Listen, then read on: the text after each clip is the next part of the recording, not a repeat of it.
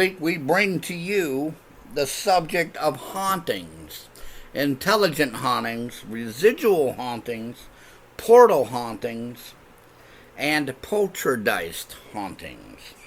As always, I am Brother Wade, and this is Chief Investigator Jerry Smith right here next to me. Hi, how is everyone? So, Jerry, let's first talk about what these things are.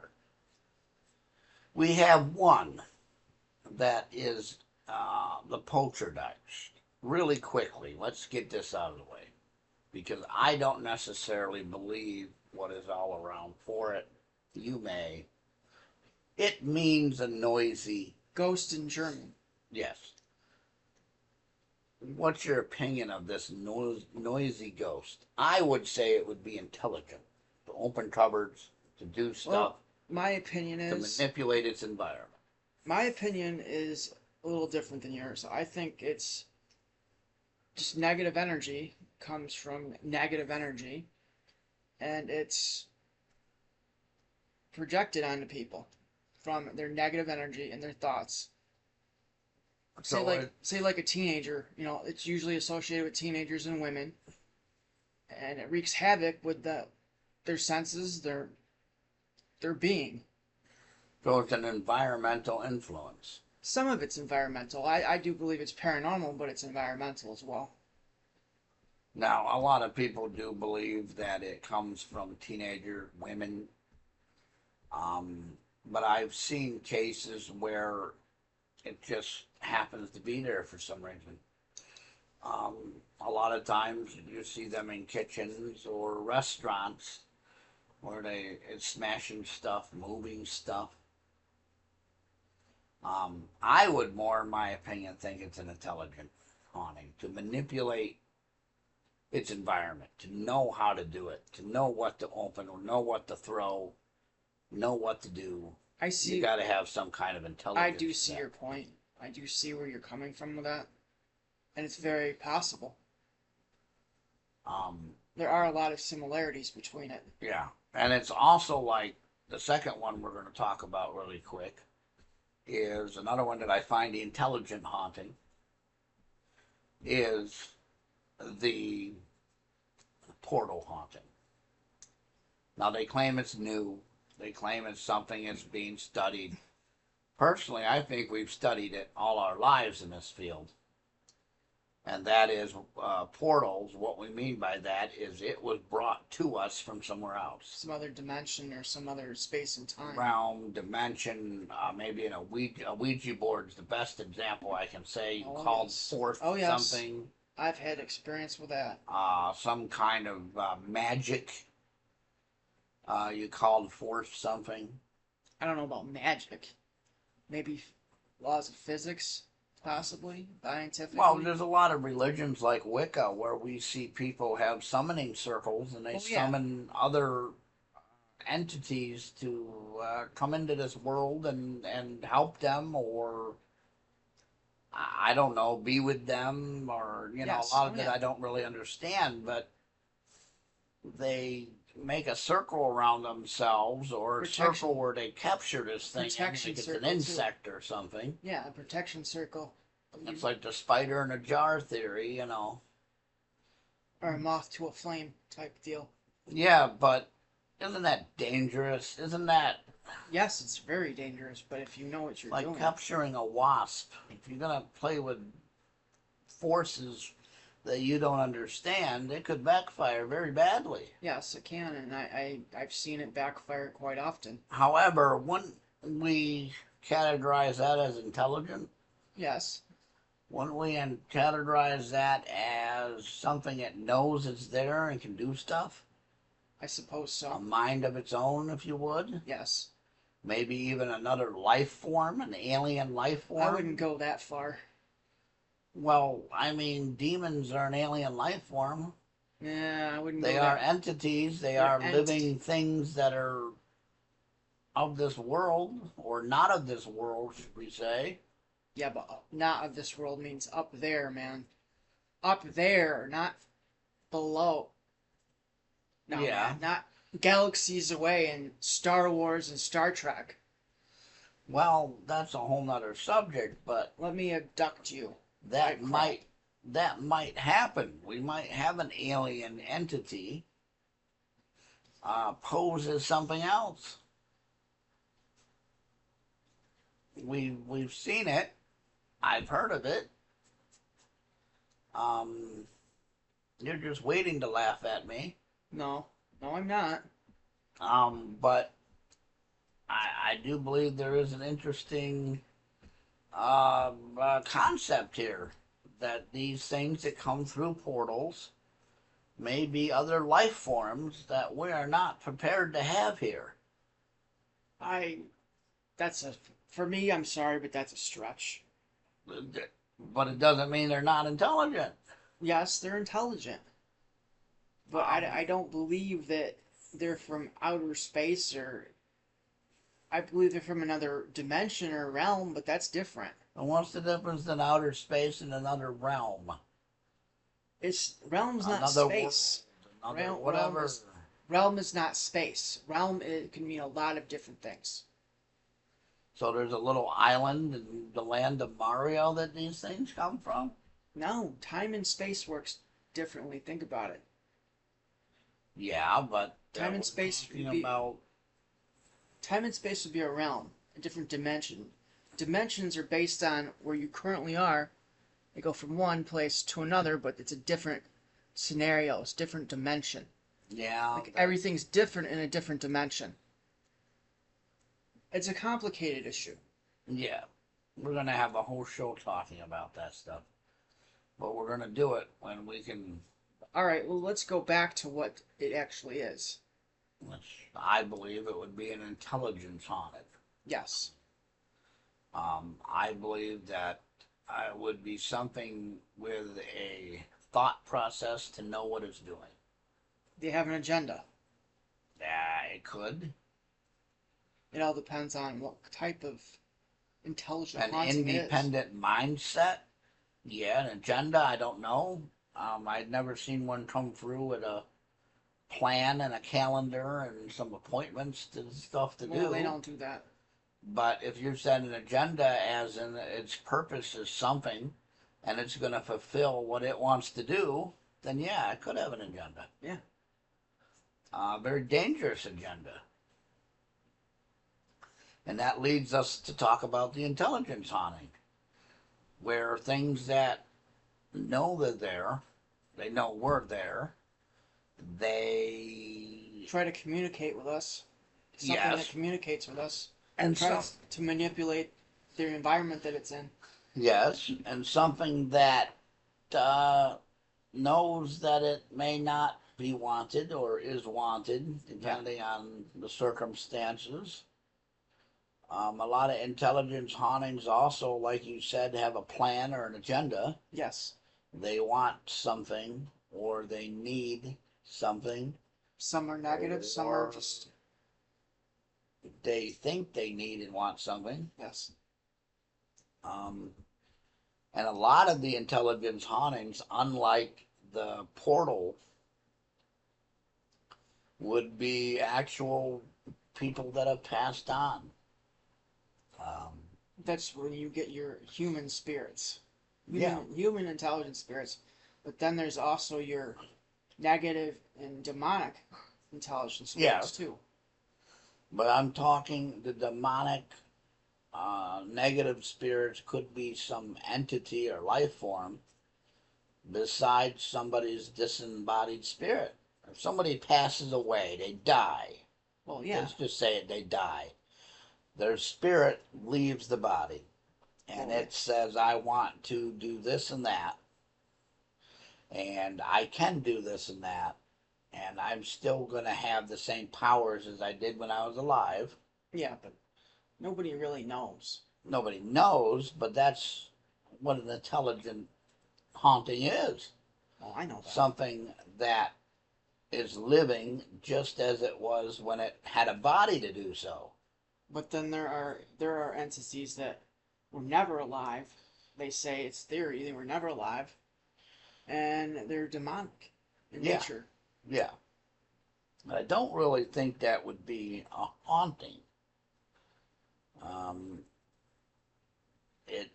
To me, a haunting is something that involves a ghost or a Well, spirit. yeah, but what would you? However, in our line of work, me and you both know that when we've had cases where people have had negatives, Negative energies. energies. Yeah. You may be dealing with Demonic energies. spiritual forces, if you will. Yes, I guess you could use those words. Things that may have Negative influence. possibly been alive, Yep. and now they have more power when they're not alive. And that's a whole nother type of thing too. But again, we're just classifying in the simplest form today. So let's move on to the residual haunting. The residual of the all famous, the one I can think of that we're famous around here is Devil's Elbow, the lady in white. You've seen her. Yep, I've seen her. I've experienced some kind of odd mist. That's about it. I'm not going to say it was great, wonderful evidence, but it was something to say that's not normal for that to happen. What did it look like? What did... It was a white mist, bright white mist. It's what we saw from the car. And it had a human form. Yes, it had a human form. A lot of people say they see a real live person, biological I never saw that, but I saw being standing there. The story for everybody that's listening is that she was going to a prom or some kind of dance. Either something didn't work out or she was hit by a car. That's what they say. She was hit by a car. I've never seen a actual police or accident report related to this case. And you know me, I like to dive into it a little bit deeper than Yeah, I do it too. a mysterious saying by the locals. However, this was at a time period when maybe they didn't have the kind of things we do today. Things weren't always cataloged in a decent form. Things weren't recorded all the time. Or they were lost too. Yeah, or for whatever reason, it was not important to keep that accident around. No. Obviously. That paperwork would get shifted for better and more relevant paperwork, if we can say it that way. But whatever happened, it happened enough to leave an imprint in the cosmos, universe, whatever you want to call it, of that particular area of the world, like so many others. Gettysburg comes into mind. I know you haven't been to Gettysburg. I have. No, I want to. Maybe we can go one of these days. I believe I did see a Union member, a soldier, walking in a field. It was somebody in blue. It was not a reenactor. It was over by Sachs Bridge, which is a famous place. It is haunted. We did get 2 EVPs there. Another thing was by this other area on the battlefield. We saw some people that said they saw some Confederate soldiers, yeah, gray uniformed soldiers, which I don't know if all the blue and the gray and all the colors and all that meant what side they were on, but I'm going to go with the most prevalent of gray uniform was to the Confederate side, the southern side. Yes, definitely. The southern states of America is what it was called then. And they said they saw something. Now, was there anything there? No. But the cannons in the middle of the field still have the gunpowder smell. You get a sense of always having to duck.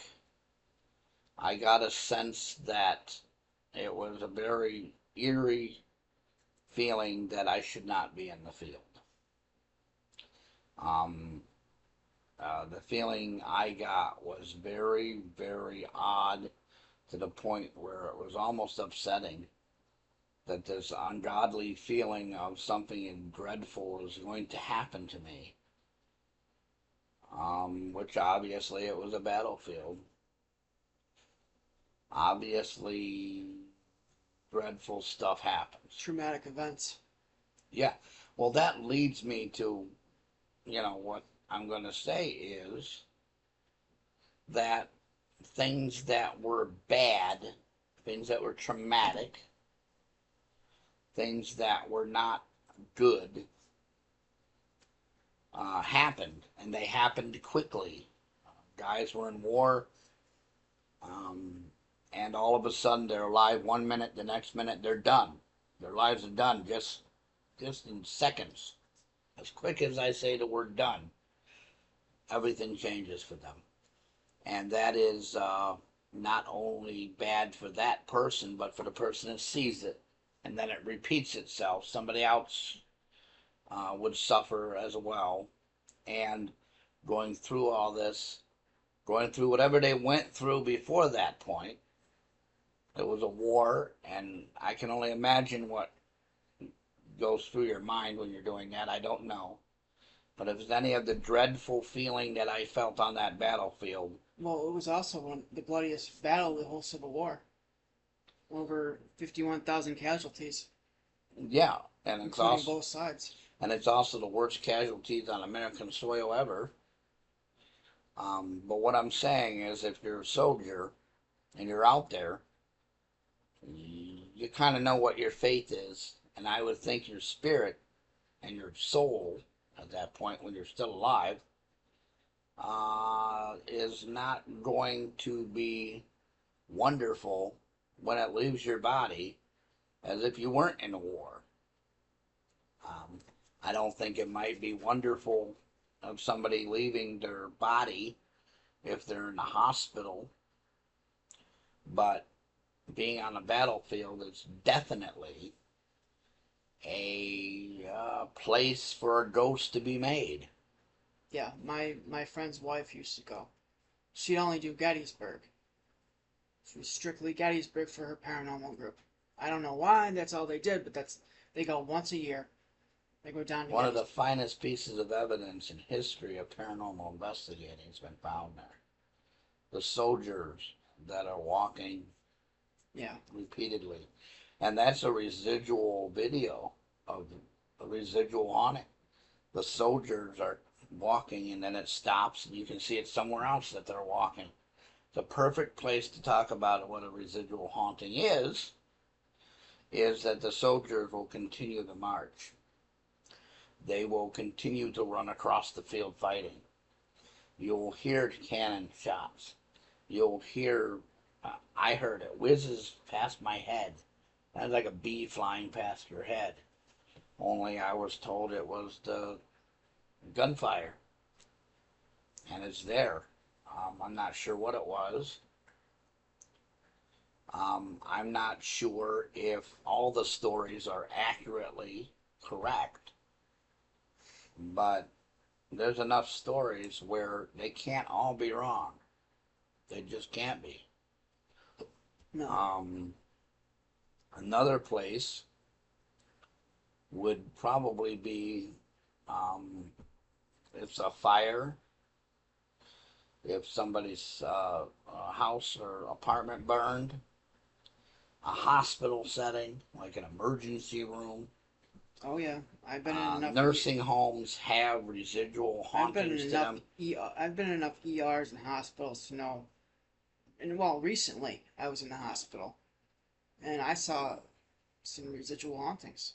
And I believe they were residual. One of them I don't think was. One of them was definitely something that I could not explain.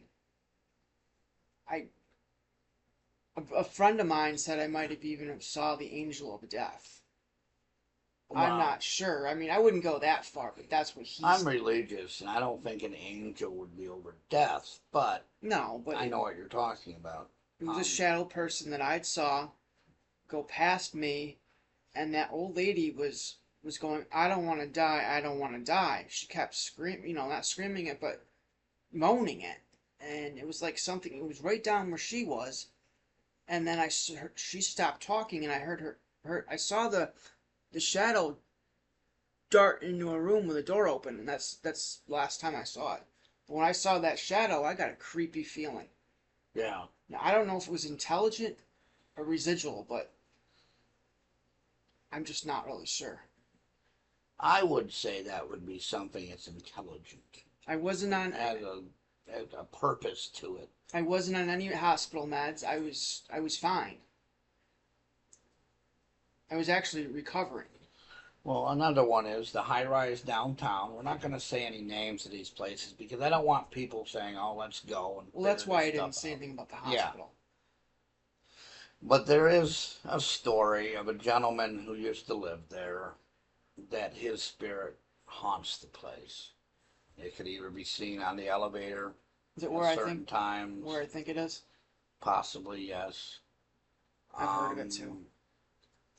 That the floor he lived on will have smells of the pipe smoke. The type of smell of pipe smoke from the pipe tobacco he smoked. Another thing is the apartment that he occupied has a lot of walking around in it at certain times. There's even a laughter sometimes is heard that was his laughter by the people that knew him. The only thing I don't that's weird about this is the fact that people that knew him say that he'll come to visit. They'll see him in their apartment. And if, to me, if he's visiting somebody, then he's intelligent enough to know. But it could be the spirit just going to the places that it knew only.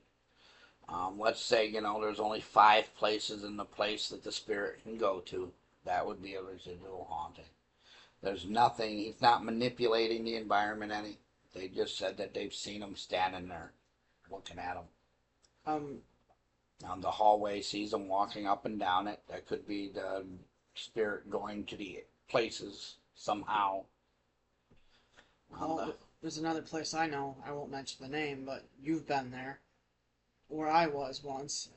I was walking down on the first floor down the halls, and when the apartment side of the place, it was a shelter, and some guy died on my floor originally. He was on my floor. So I'm walking down the stairs, and I see, this guy was a big deadhead, a Grateful Dead guy. He wore dead shirts and stuff. One night I was going down to the first floor, and I saw somebody with a tie dye, up ahead, and I go, okay. Got to the door, nobody there. Opened the door, nobody there. Perfect example of a residual haunt. That would And definitely be residual. and I thought I was hallucinating at first, but then and then I realized I'm like, wow, I just saw residual haunting. Another one is a town about 20, 30 minutes away from us. Has a road that had an accident, a very bad accident on it. Uh, some teenagers were killed, um, which uh, that's not something that's good. But why I bring this up is if you go on this road, a lot of people will run off the road, or they see headlights coming at them and then there's no more headlights. Or if you pass the place where the memorial is, you'll see sometimes a female or a male spirit standing there. Oftentimes they'll see a male spirit walking up the middle of the road, and then it disappears at a certain place. Um, a lot of locals will tell you that they hear screeching noises at night from the car. What it did is lost control and slammed into a tree. A lot of people, I've heard it from law enforcement. I've heard it from people that town folk too, that they'll drive by and see a car off the side of the road. It looked like it needs help, and then when you pull over, it's not there anymore. Um, and people claim that in the school there you'll see the person's car sitting out there on certain nights, Huh. which is a little weird. I don't know if I believe that, but I've been told it by some people that don't really have anything to brag about. Their credibility is all right. Could be an urban. Others say it was a pickup truck that crashed, and they were riding in the back of the pickup truck, and that's why there was so much loss of life, which is not a good idea to do No. when you're partying. But there's another one that I know of that has now been they took it down, and it's now part of the rail yard, and the road has been detoured around it. But that area was famous for a few accidents, and I have driven through there, and there's you can see a light sometimes kind on the road up ahead of you, a colored light. It was a green, just looked like a green light in the road.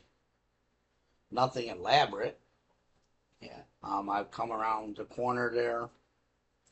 I think I know what you're talking about. Before they did it all, before they redid the road structure up that area, and I thought I saw a colored mist.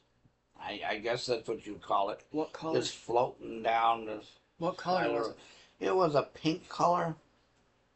That's an unusual An color. odd, yeah, an odd coloring for, if it was raining. It was raining that night, but I've never seen pink mist before like No, that. And it's not. This was before vaping. This was before they had the legalized marijuana laws. So whatever colored smoke you want to, be experimenting with. I hate to tell you this, but the smoke color does not change. Yeah, it's gray or it's blue with tobacco or anything else. Now, some of these vapes do have different colors, but it was before that time. So it's not like somebody drove by, they vaped, Well, that's what I meant. and the vape went out the window. But it just lasted, it went down, then it disappeared. And that's another thing. If it's a rainy night and it's fog, the fog kind of settles around. It's there, it's not going anywhere. This stuff just kind of just wasn't there. Couldn't have evaporated, but it wasn't elaborate. No, I understand. But it was very odd, nevertheless. I've also been near another railroad accident place up in Syracuse, New York. I and my friend were what they call rail franning. And he had mentioned it to me that it was an accident up there. And, he is a member of this team, so I can say who he is, Josh. Yeah. And Josh said, while we're up here, let's see if we can do an EVP. I said, let's try it. Let's see what will happen. It's a very busy area. They go in and out of this way. About 4 railroad companies use this huge 4 lanes of track, like a 4-lane highway. Yeah. And when you cross it, there's a definite red light there, plus the gates for extreme safety because of this accident that happened. While we were there, the gates went down and there was no train. He claims that that is part of what happens. We also, it was very cold on a very warm day, which temperature changes could signify the paranormal. It can. Yes, it can. And there was an odd mist at one point during the night that we saw just kind of floating down the tracks. Again, I don't really know what it was. Could have been a lot of things. I'm going to chalk it up as paranormal, possibly, maybe. Maybe. Just odd at the time it was. But things like that are residual hauntings which is basically history either replaying itself like a tape recorder over and over, like a broken record, Stone tape theory. or it's a act that is done repeatedly all the time. Over and over and over. Repeated. Yeah, like the gentleman at the high rise. Certain times you can smell the pipe smoke. Or the devil's elbow lady in white, where on certain nights or certain things are happening or certain events in the village still happen on these, more of an anniversary type thing of something. Few of the museums around here, without names, I won't mention names. When I was probably a teenager, and one of the most famous ones, see the man in a top hat was doing one of those student tours they did in grade school. Yeah. I saw a man with a top hat come down the stairs and disappeared in the wall. I was probably, in the main big area where the Yep. that's Yep. what I saw. and that's another example of a residual haunting. I think that one would be intelligent, but Intelligent. kind of on the fence with that one because what I saw was we were doing a Halloween thing. My job was to Well, you've been in there more than I have. be at this small area, or it's a big area, but my section was small at this Halloween thing. My job was to greet them when they came down the stairs and introduce them to a new area. Something they do in haunted houses to kind of stop you from seeing something else, and then you're seeing something new. Kind of be scary at the same time as pause these people to give the group, before them enough time to get out because of whatever acting they were doing. And I happened to just be between the two groups. It was very slow. And at the top of the stairs, this man walked from the right side, stopped at the top of the stairs, looked. I thought, oh, somebody's up there again, whatever. They had security go through. They had other people, this main path to get to the other areas, kind of a middle place. So you saw people quickly go by. And the guy just kept walking and walked right into a wall. You can't walk into a wall. And if you do know how and you are listening to our program, please let me know because I'd like to go through a wall. You can't just go through a wall. I know that. But if somebody does know how to do this, I think it would be very cool to walk through a wall. Please tell us.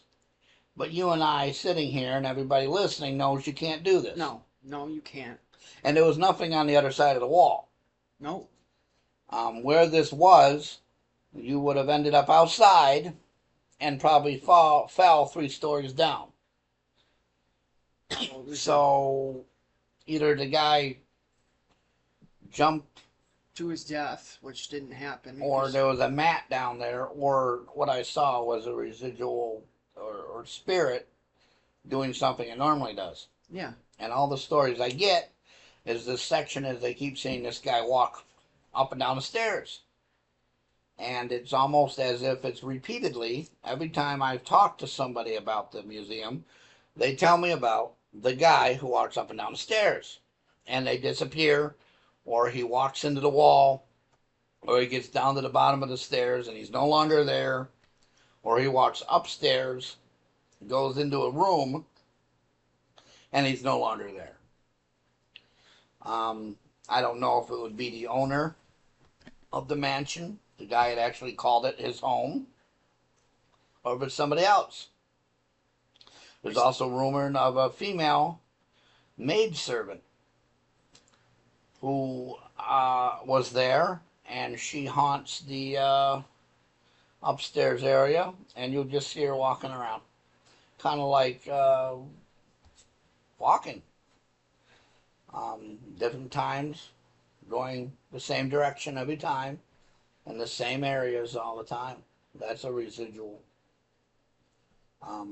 Now they've changed the museum. There used to be a huge theater there for presentation. I remember, yeah. The Nutcracker play was famous there. Some of the schools would use it to have performances. I remember. And they said that there was always a person that would be standing on the stage in the back, and they would just walk off stage. Stand there for all the performances and walk off stage. That's a residual. And now the room that that's in, I have not heard that that spirit has been seen there. So maybe Well, they moved on. sometimes when you mess with the environment, Yeah, that can attract stuff. I've no. it can also Yeah, it can also change. change what's happening. Yeah. But a lot of times it more so attracts stuff than it Yeah. can get rid of it. I know.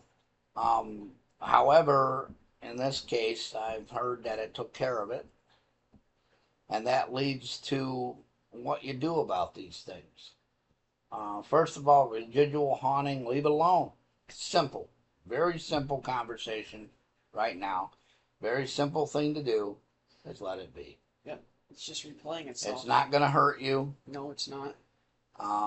It's not going to physically manipulate its environment any more than it's already doing. And a little bit such with the poltergeist. You can have your house blessed. You can have people like us come in and help you with fine tuning what's happening or the energies in your house. But for the most part, I do not believe a poltergeist will do anything more than it's done already. A lot of the glasses and stuff is thrown, a lot of the cupboards are open, chairs being moved. It's not really going to do more than that. No, it's harmless. It's not like it's going to get worse. It's harmless. It's going to just do what it does, and it's gonna. And you're not going to like what it does, but it's not going to physically harm you. Do harm to you personally. It's more of an environmental harm than it is a personal harm. And the portal spirits are the same, in my opinion, as the intelligent ones are, which it depends on what they are. I've seen ones that are just minor, and I've been on cases that we've had to personally take care of because it was really bad. Me too. However, I'm not one to sit here and say they're all that way. Intelligent hauntings and portal haunting. Let's say the intelligent part of the hauntings and all of that. The hell was that? I don't know. Could be something simple. It could be manipulation of the environment. It could be something that's not happy, something that is happy, that continue like the gentleman in the high rise, or the person in the nursing home. Could be just wanting to smoke a pipe all the time, or it could be something that's very wrong. Now, portal hauntings are a different story. In the case where they can be very dangerous. Portal hauntings? That's right. It can be very dangerous. Yeah, they can be. And I'm not even going to finish with if they're not done right. Because personally, I don't think that stuff should be done. However, seances and spirit boards. Communications. Ouija boards. Well, that's what people use. Spirit board. But we do seances and we do spirit communication. We will not use a Ouija board. No. We will not call upon stuff by magic. Hell no. Or weird religious means. Nope. So when you have a seance and you have spirit communication, you do it in a polite, non-threatening, non-harming, non-odd way. And you do it in a way that's a controlled environment.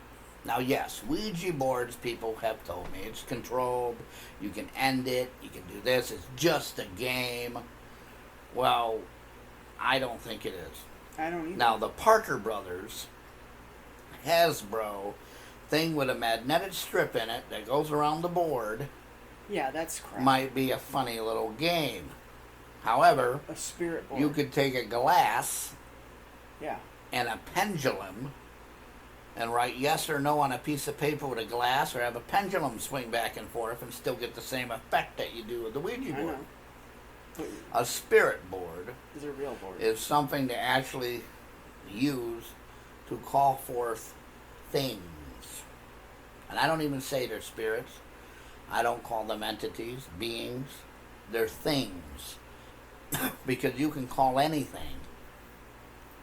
And whatever comes through is like going to the zoo. It's unpredictable. You don't know.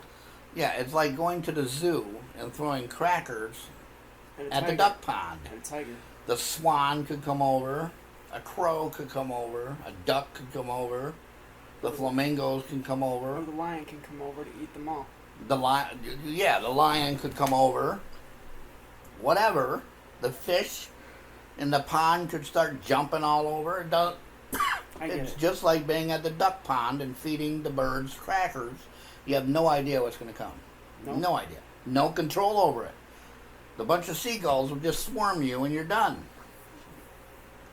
But there are some people out there, and I'm sure they're listening to this show, who say, I do this, and now you're making fun of me. No, I'm not making fun of No, you. I'm not making fun of them either. I'm telling my audience that listens to us that doesn't know what they're doing to not do it. If you are a professional, and there are professionals out there who use these things to call entities, summon. beings, spirits, summonings, they call them, Yes. then that's fine. You're a professional. You are like me when we do spirit communication. You are using your knowledge in a professional environment, in a professional manner, in a controlled manner to do it. But But what are we gonna say? I think it's what you're thinking. Well, but from one of my experiences, one thing you never do is always say goodbye, always exit. Do not leave that board open to something coming out. Or don't do it at all. Well, don't do it at all. It's better. It's a I better don't solution. even think you should. If you do not know what you're doing, and I've had training, you've had training, and those that are listening to this program that I know Yes. that do this Yes. have training under controlled environments. Yes. Something goes wrong, something can be done, as you said, to Yes. stop it, Yes. to cage the wild animal. You say goodbye. When you go to a circus and a guy is in a cage with cats and he's dancing around with them, having them do funny little tricks, that's a controlled environment that if one of those cats decide to do something dumb and mean to that person, it is a controlled environment where the act can be ended, the uncontrolled animal can be put under control, and nobody will be harmed, nobody will be hurt, nothing bad will happen. What happens when it's an uncontrollable environment like a cemetery? I've done it in a cemetery years and years ago, but I've learned never to do that ever again. And you take it very friggin' seriously, and do not. Well, Now, I might be saying this right now, but this is a suggestion: do not do it. I imagine, as I have known with seances or spirit communication, that there are times when you say, I'm not doing this again. I'm not going to do it anymore. I never We're ending have. it. I've never done it before again. With a seance, you blow out the candle and say thank you, Yeah. and you end it because something is not right. But we know what that is. We're trained individuals. Yes. The people that do this, that are listening to our program, are trained professionals that have done this for countless numbers of years of maybe that I've done it. And I've done it for a very long time. But, just like that guy at the circus, working with those animals, he's done that day in and day out. He did it last week. He's doing it this week. He'll do it again tomorrow. He'll do it next week, next month, next year. Something could go wrong. Something can But always we, go wrong with a but the Ouija difference board. between you stepping in that cage and him stepping in that cage is he knows the triggers, he knows the signs, Yes. he knows the outcome of what he's doing. If I The say, consequences of your actions. if we do an EVP session and we want to have a spirit communication with someone, or we would like to have a seance, or we have a environment where we need to talk to a spirit or help a spirit move on, we know what to look for, what to see, what's going to happen, what the predictable outcome is. And if I'm not mistaken, when you did this, you did not have a control environment. You No. did not have a predicted outcome. And what happened was bad. And it's taking you years to get over, if you ever do get over it. Because like I've said before, the injuries are not always physical. They can be mental, and they can be generational. Years down the road, it may solve itself. If it ever does, forever you'll live with the consequences. In the house that I grew up in, when we were really young, me and my sister had a spirit board. We would use it everywhere, I found out my sister was using it in the house, which was, all fine. But we started using it in the cemetery, like I said. The one time, there were 4 of us. Two of them left without saying goodbye, and me and this girl, that my friend, she's since passed on. She's not with us anymore. We stayed in there and we dealt with the consequences. We started seeing things. We started having noises, being touched, and we finally both said goodbye, and we got up and eventually when we left. And I don't know, maybe a couple weeks later, I explained it to my sister and a bunch of my friends. So my friend has this genius idea to douse it in alcohol and light it on fire and throw it out the window. Now, when this occurred, you could hear it wheezing. The wind was blowing on it, and it caught my house on fire. After that, I will never, ever mess with a spirit board again. And another thing about that is there's no control over what you're doing. No, I had no control because I was doing something in the kitchen, and I had walked back in and saw them. It was on fire, and I tossed it out. I had to toss it out the window. What choice did I have?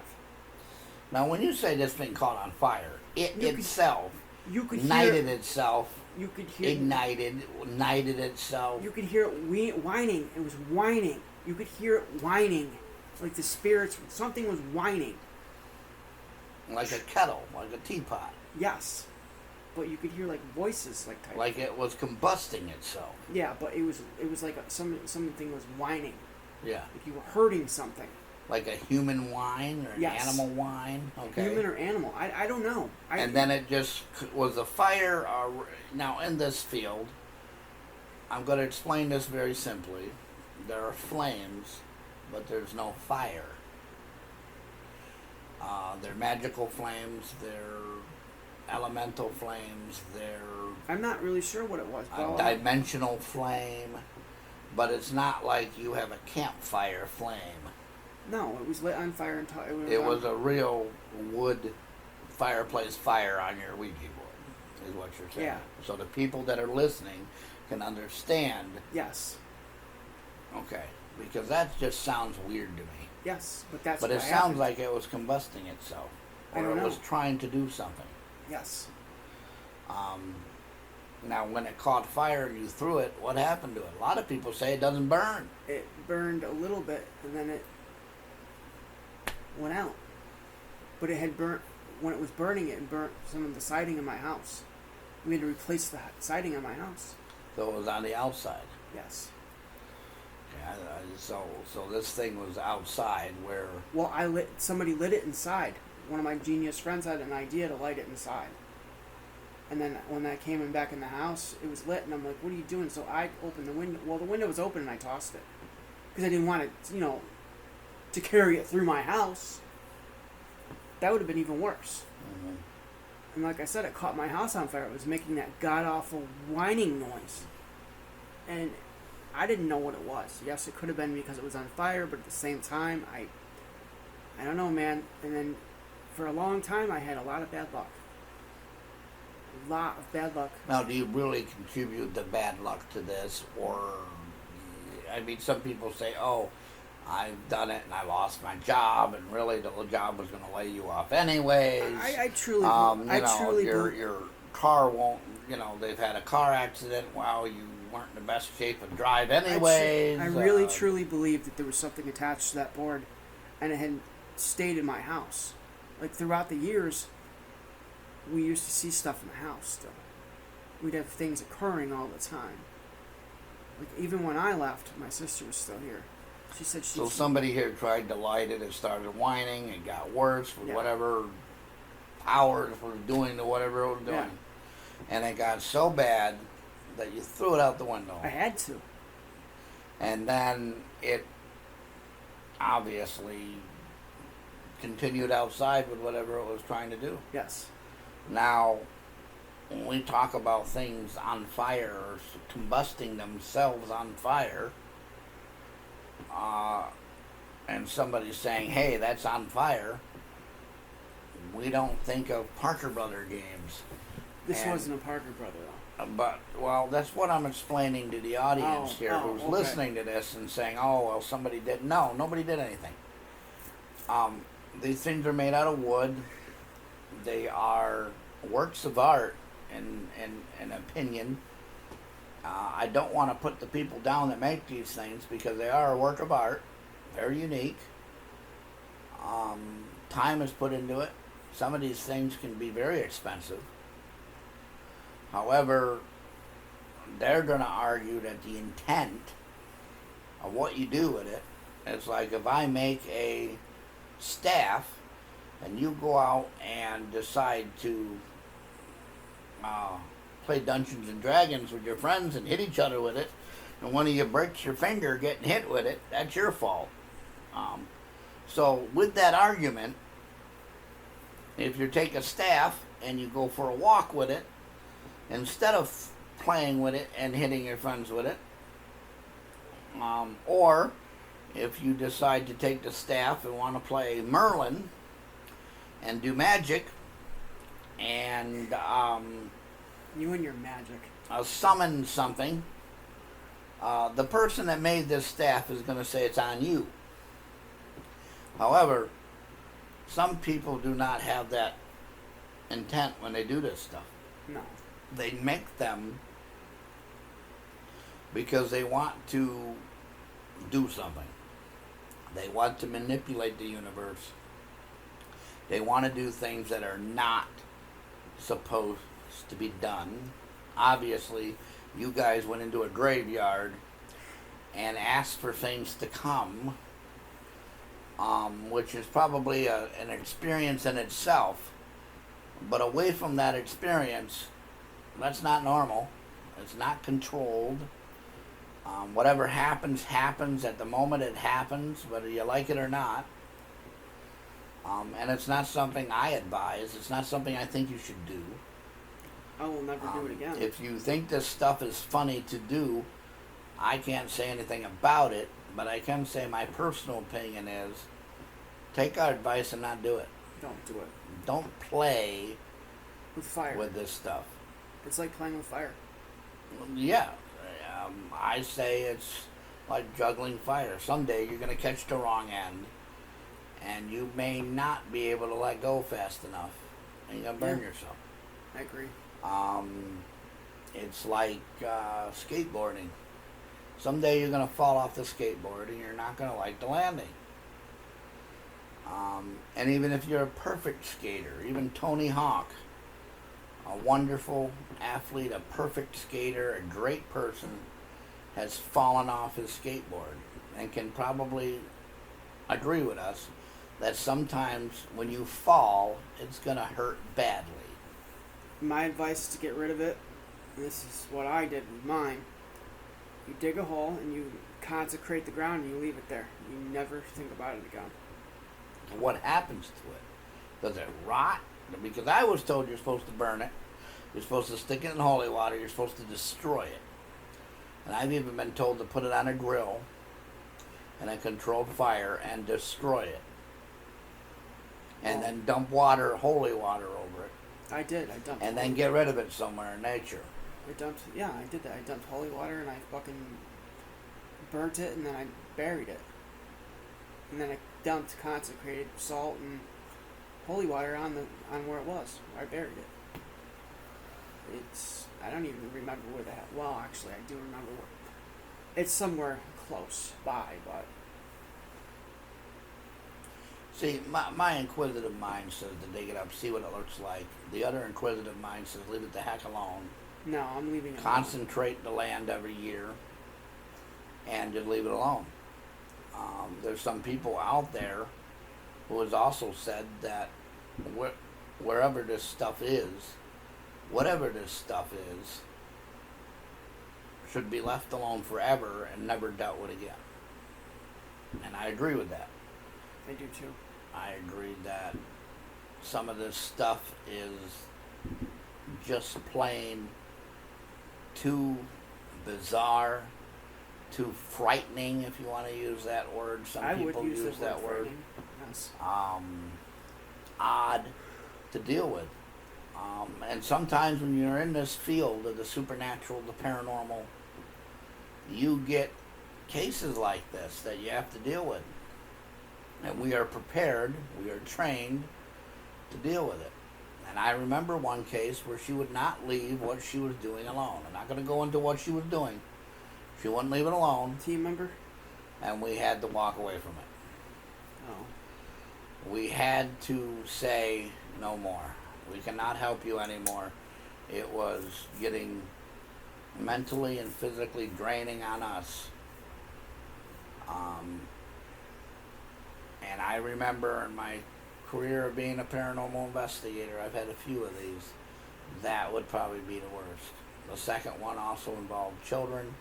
The family, again, did not want to do what we asked them to do. Now, I refuse to walk away from a case until it's resolved.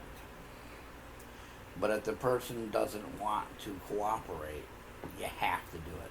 And anybody that's listening to this program that's in this field knows, and they've had a time where they've had to say, no, I value my mental health, I value my physical health, I value what the universe will do to me if I don't walk away from this. And the reason I say what the universe will do to you is because there's forces out there that if you continue to play with them, will do things that are far worse than physical and mental. Just stuff I can't explain. You know what I'm talking about. Yes. The people listening know what I'm talking about. We've all experienced it sometime in our lives. Several times, more than I We're planning on having want another to. show on it down the road at some point. More than I want to experience it. Yes, I've experienced it. I don't talk about the bad things, but this kind of haunting comes under that category of you must walk away and leave it alone, or experience something you're not ready for. Something you're not prepared for and something you do not want. Now, these hauntings each have their own investigative ways of dealing with them. Each of them have their own unique ways of research to them.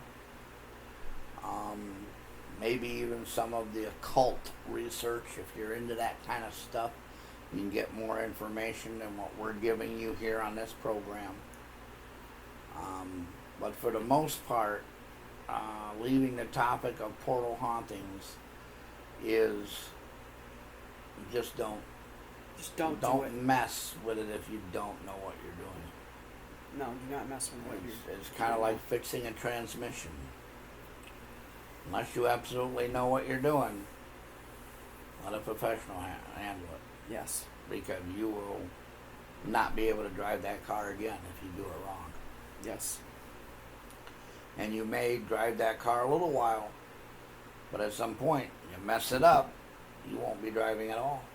You'll be, in some cases, you'll even have to buy a new car. It's that bad. Now the other hauntings, we're getting time almost here into a hour show, which we're going to try to make our shows an hour. This one was a very small show, very nice topic. And to close, these hauntings are not. We're not here to discourage you. No, we're not. If you need help, you can always go up on our website, twintiersparanormal.com. You can always send us an email, get a hold of us. If you are outside of our area, we'll do everything we can to help you or find one of our friends who can help you. All of our services are free. Yes, they're all free. I do not believe in charging to help somebody with these the paranormal or supernatural things that happen. We're here to help people. That's why we don't do that.